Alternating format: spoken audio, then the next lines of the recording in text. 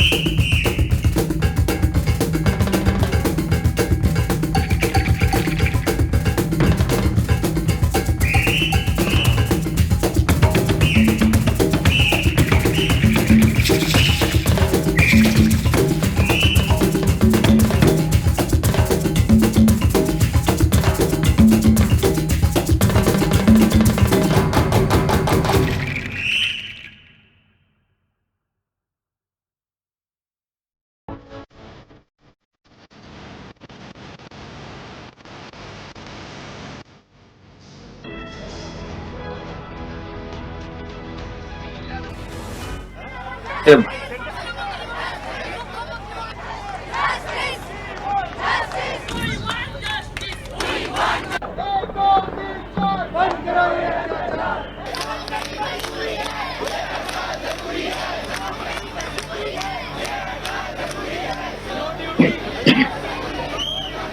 Padma Wadis got together and have written to our Prime Minister Modi to actually take personal interest in this matter.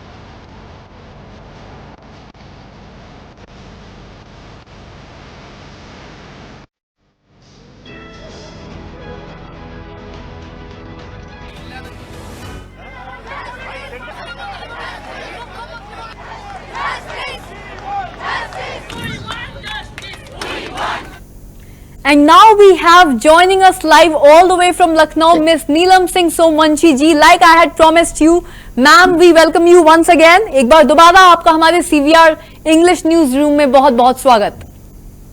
Thank you. Ma'am, I want to jump right back into my power talk with you. Women safety in India. हमारे देश में महिलाएं कितनी सुरक्षित, सशक्त और महफूज महसूस करती हैं. Keeping the Kolkata rape murder backdrop in mind, ma'am, let us start from where we left off in the afternoon. Seeking speedy Yeah. and swift justice and pushing for stricter and quicker punishment for such perpetrators. I'd like to know your thoughts on this. Should all parties, whether they be ruling or in opposition, shouldn't they all come together, have a parliamentary session in solidarity to pass a bill in this direction? Right. All parties across, whether a ruling party or opposition, they should come together, call parliament session, pass a bill for the safety of women, for the punishment to give capital punishment to such culprits. Heinous, they are committing heinous crime and making women life hell. They should pass capital punishment for this. They should be hanged till death. Because you Such are law should be somebody, made. you are somebody, ma'am, who comes across with radical views, and you are very bold and courageous when it comes to expressing yourself and your views. That is why I feel confident myself to ask you these questions, ma'am, which brings me to my next question to you.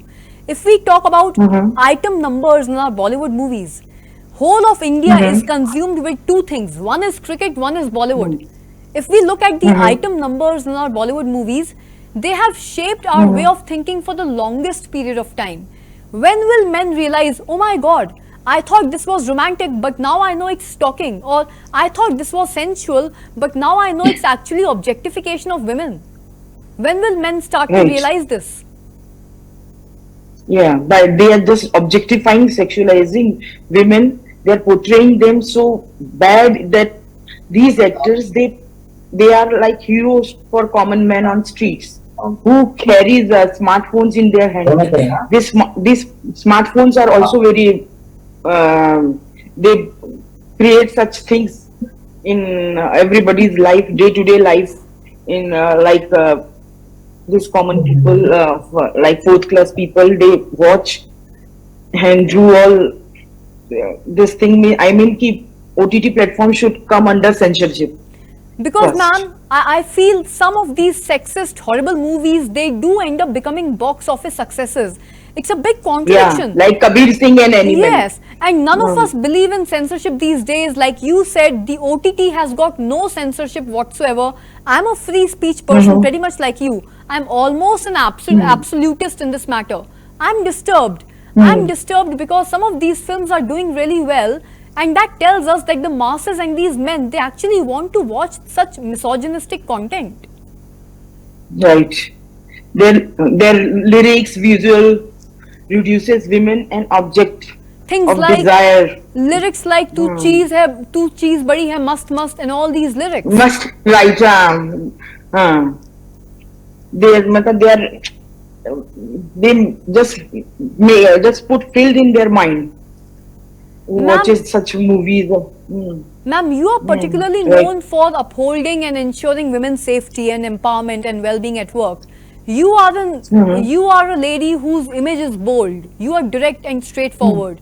You are a lady who calls a spade a spade. My question to you is very direct.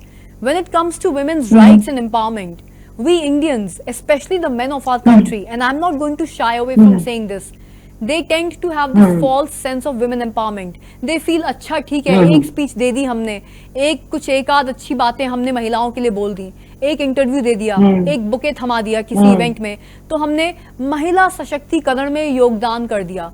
At least I find it very odd. It's very funny to see our men talk about women empowerment. I see men participating in candlelight vigils. Even men are participating in these candlelight vigils. But where is the action? When will the men of our country walk the talk? When will the men stand up and take action the next time a woman is actually crying out for help on a deserted road in Lucknow or Delhi? It's very hard to change their mind now. it should start in their childhood.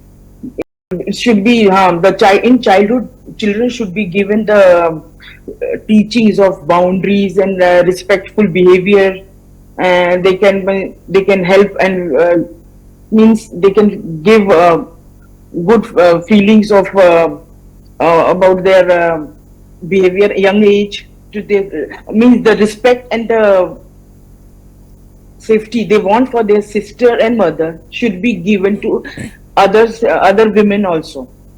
They should be taught this at very young age, and this will build, I think that, and this will make the women safe. They will, the people, these children, they see their surrounding, they think women are weak, they're dependent on this male for their safety, everything. And this should be just go out of their mind. And I think Totally get that. Totally get that. We have witnessed mass public outrage over the Kolkata rape murder case. We are also witnessing, we witnessed something like this, a similar outrage in 2012. We witnessed the Nirbhaya times, and now we are witnessing the Abhaya times. We are witnessing marches and protests and candlelight vigils every day.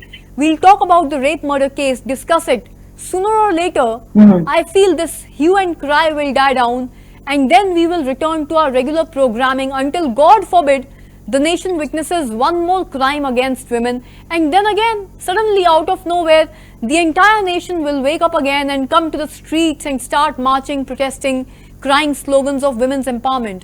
I am pretty much an absolutist when it comes to this. I think that these protests need to stay consistent. Otherwise, the pressure to take concrete action will never mount on the government, and these protests will be for nothing. What are your thoughts, ma'am? yes, this demonstration should be sustained. This sustained demonstration should be done.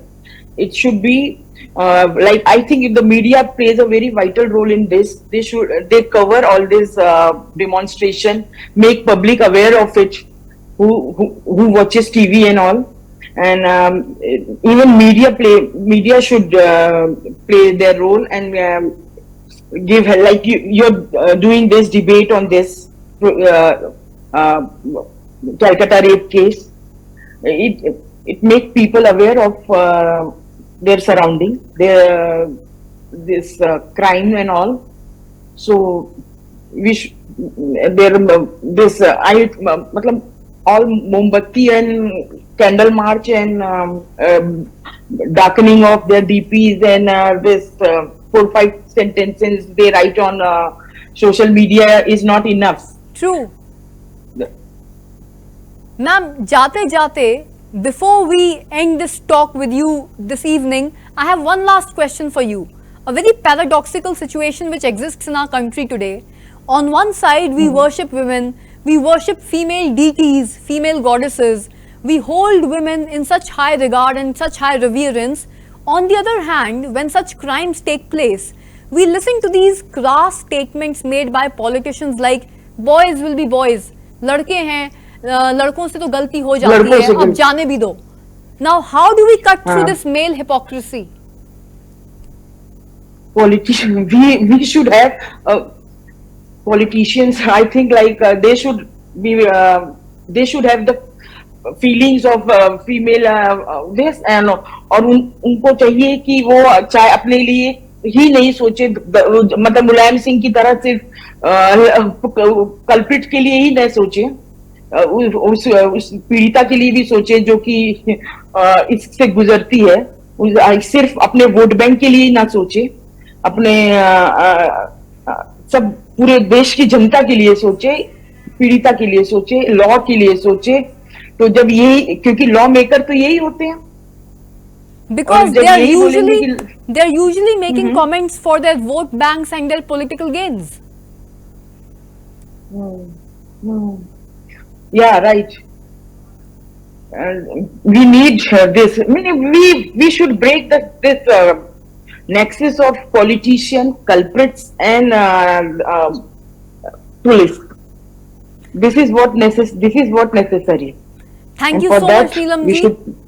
Neelam ji, Thank you so much for Thank you. joining us today once again at our CVR English News Desk and sharing such valuable knowledge points and insights with us on this very serious matter which is troubling the entire nation right now. Crimes against Thank women. you. Thank you so Thank much, you so ma'am, much. for Thank joining you so much us. for calling. Thank you.